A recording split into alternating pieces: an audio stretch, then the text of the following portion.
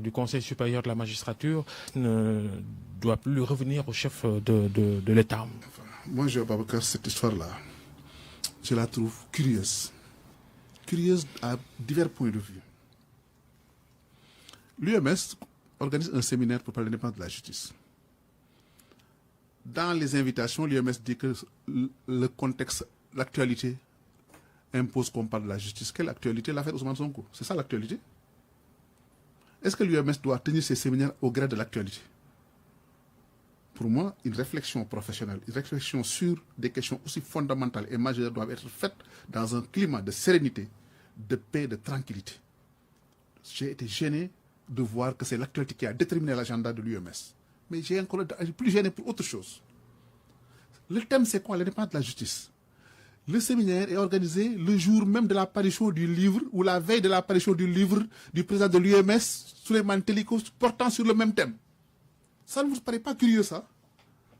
Que les agendas coïncident de cette façon-là? Coïncidence de calendrier. Non, mais justement, moi je suis journaliste, je suis factuel.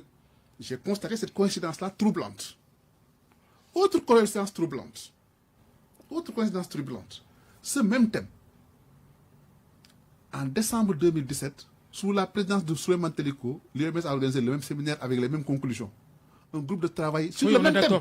Non, je vais vous dire. Là, ils insistent sur la mise en œuvre des réformes. Non, je vais vous dire. C'est les mêmes acteurs, les mêmes communicateurs pratiquement qui ont été à ces deux séminaires-là pour dire la même chose. Moi, je vais être factuel. J'ai dit, le 28 décembre 2017, le même séminaire sur le même thème a été organisé au King Fahd. À l'issue de ce séminaire, l'UMS avait mis en place un groupe de travail présidé par Isaac Yankoba Ndiaye, professeur de droit. Ces groupes de travail avaient donné des conclusions qui peut-être n'allaient pas dans le sens que vous dites.